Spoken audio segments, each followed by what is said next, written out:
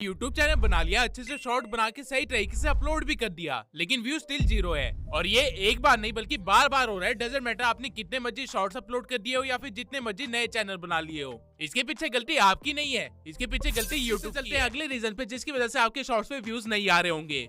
90% लोग जो नया चैनल बनाते हैं उनको पता ही नहीं होता कि वार्म अप का क्या कॉन्सेप्ट है। वो बस चैनल बनाते हैं और उस पे कंटेंट अपलोड करना स्टार्ट कर देते हैं एंड इसी वजह से उनके शॉर्ट्स पे व्यूज नहीं आते। आप एक बार ये सोचिए, जहाँ पे आप रहते हैं वहाँ आपके सामने एक पार्क है जिसको आप डेली देखते हो, लेकिन एक दिन अचानक से कोई आता है और तेजी से अपना तंबू लगाना स्टार्ट कर देता है। क्या आपको उस पर शक नहीं होगा? बिल्कुल होगा। सेम वे में अगर आप चैनल बनाते हैं एंड उस पे कंटेंट अपलोड करना स्टार्ट कर देते हैं तो यूट्यूब को भी डाउट होता है कि ये क्या कर रहा है, इसलिए वो आपके शॉर्ट को ऑडियंस तक भेजने से पहले उसे वेरीफाई करता है एंड आपकी चैनल की रीच कम करके रखता है कुछ दिन तक, ताकि वो आपकी एक्टिविटी को ट्रेस कर पाए एंड देख पाए कि ये बंदा कुछ गड़बड़ तो नहीं करना चाह रहा। भले ही आप अपनी साइड से कुछ गलत ना कर रहे हो, लेकिन यूट्यूब अपनी सेफ्टी बनाए रखने की कोशिश करेगा। इसलिए आप लोगों को कभी भी नया अकाउंट बनाते ही उस पे कंटेंट अपलोड करना स्टार्ट नहीं करना है। सबसे पहले आपको उस अकाउंट को कम से कम 2 से 3 दिन तक अच्छे से चलाना है। उस पे कंटेंट देखिए, वीडियो पे लाइक कीजिए, कमेंट कीजिए, एंगेज कीजिए एंड अपने चैनल को थोड़ा सा वार्म अप कीजिए। पहले यूट्यूब को रियलाइज करवाइए कि आप एक रियल पर्सन है जो कि यूजर से क्रिएटर में कन्वर्ट हुआ है। एंड वन मोर थिंग, काफी लोग ऐसा भी करते हैं कि चैनल बनाने के बाद बस वीडियो अपलोड करने के लिए चैनल खोलते हैं और फिर बंद करके दोबारा से काम पे लग जाते हैं। मतलब कि वो लोग कभी भी अपने चैनल वाली आईडी को चलाते ही नहीं है। तो मैं आप लोगों को बता दूं कि ये भी गलत है।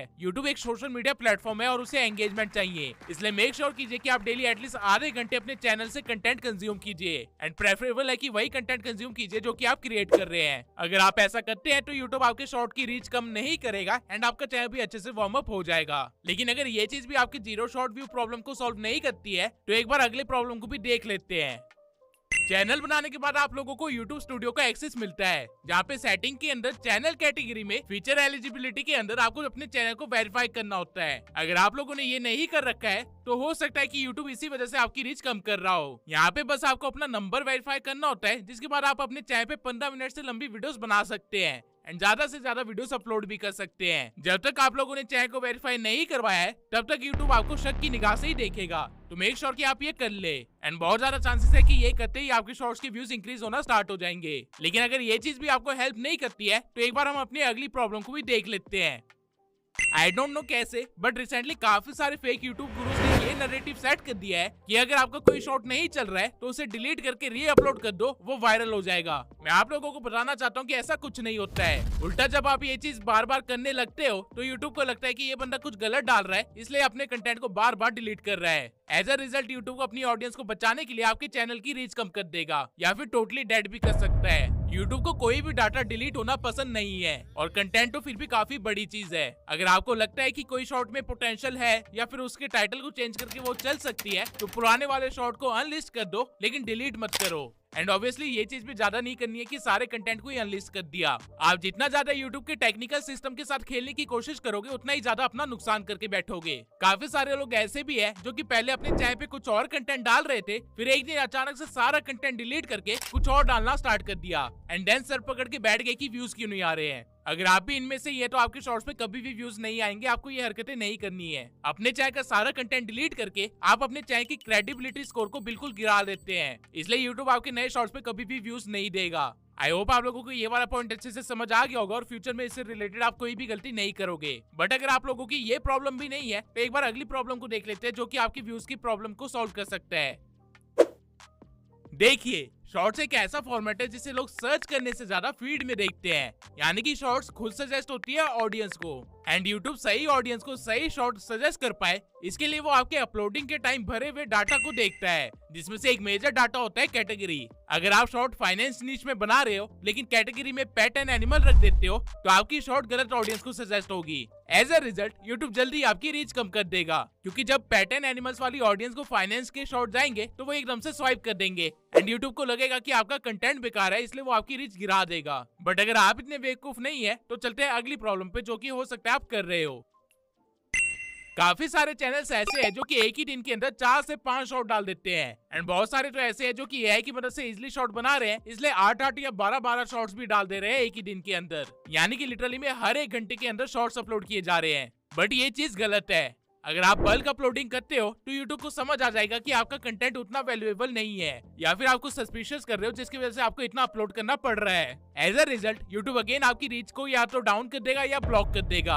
आपको मैक्स टू मैक्स सिर्फ 2 ही शॉट डालने हैं डेली, एंड प्रेफरेबल है कि डेली सिर्फ 1 ही शॉट डालो या फिर अल्टरनेटिव डेज पे शॉट डालो। यूट्यूब को भी टाइम चाहिए होता है आपके शॉर्ट्स के साथ एक्सपेरिमेंट करने के लिए एंड आपकी टारगेटेड ऑडियंस को ढूंढने के लिए, ताकि वो आपके अगले कंटेंट पे ज्यादा बेनिफिट करवा सके। लेकिन अगर आप बल्क अपलोडिंग करते हो तो आप यूट्यूब को वो टाइम ही नहीं दे रहे हो जो कि उसे चाहिए। एज अ रिजल्ट जो व्यूज आपको आ सकते हैं आप उसे खुद ही ब्लॉक कर रहे हो। अब अभी तक मैंने जो 6 प्रॉब्लम्स बताई है ये तो वो प्रॉब्लम्स थी जो कि 90% ऑडियंस कर रही है, लेकिन 10% ऑडियंस है जो कि लास्ट प्रॉब्लम को कर रही है, जो कि हम अब कवर करेंगे।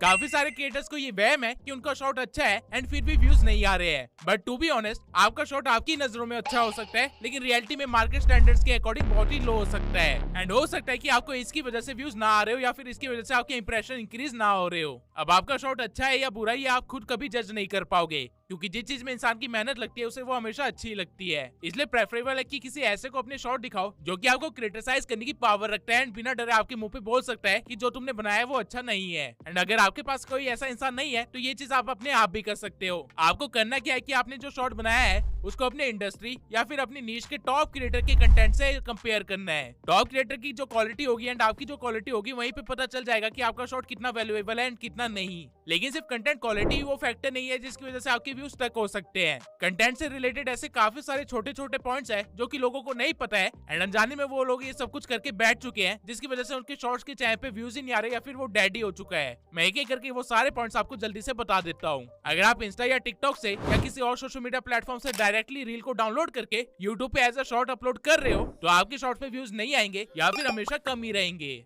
दूसरा, अगर आप कुछ ऐसा डालते हो जिसमें कहीं पे वाटरमार्क है या फिर किसी गैम्बलिंग ऐप का लोगो प्रमोशन है तो भी YouTube आपके इंप्रेशन को डाउन कर देगा, क्योंकि YouTube का एल्गोरिथम ये चीज देख सकता है एंड गाइडलाइंस के अकॉर्डिंग ये चीज प्रेफरेबल नहीं है। तीसरा पॉइंट है कि जो आप शॉट डाल रहे हो अगर उसकी क्वालिटी बहुत ही लो है, मान लीजिए 240p है, तो भी YouTube आपके इंप्रेशंस को कम कर सकता है, क्योंकि YouTube को पता चल जाएगा कि ये कंटेंट या तो कहीं से चुरा के अपलोड किया जा रहा है या फिर इसमें कोई भी मेहनत नहीं की गई है। फोर्थ पॉइंट है, अगर आप अपने शॉर्ट्स के अंदर किसी बैंड वर्ड्स को यूज करते हो जैसे कि आपको स्क्रीन पे दिख रहे हैं तो उस केस में भी YouTube आपकी रीच कम कर देगा, ये सोच के कि आप सेंसिटिव टॉपिक पे बात कर रहे हो एंड सबको ये नहीं दिखाना चाहिए। फिफ्थ पॉइंट है, अगर आप सेम तरह के शॉर्ट्स अपलोड कर रहे हो एंड उनके टाइटल्स एग्जैक्टली सेम रख रहे हो जैसे कि फनी वीडियोस एक्सेट्रा एक्सेट्रा, तो भी आपकी रीच कम कर दी जाएगी, क्योंकि ये स्पैमिंग एक्टिविटी के अंदर आता है एंड स्पैमिंग एक्टिविटी यूट्यूब को बिल्कुल भी नहीं पसंद। सिक्स पॉइंट है, अगर आप कुछ ऐसा कंटेंट डालते हो जो कि सीधा यूट्यूब की गाइडलाइंस के अगेंस्ट जाता है तो आपका शॉट या तो डायरेक्टली डिलीट कर दिया जाएगा या फिर उसके इंप्रेशन कम कर दिए जाएंगे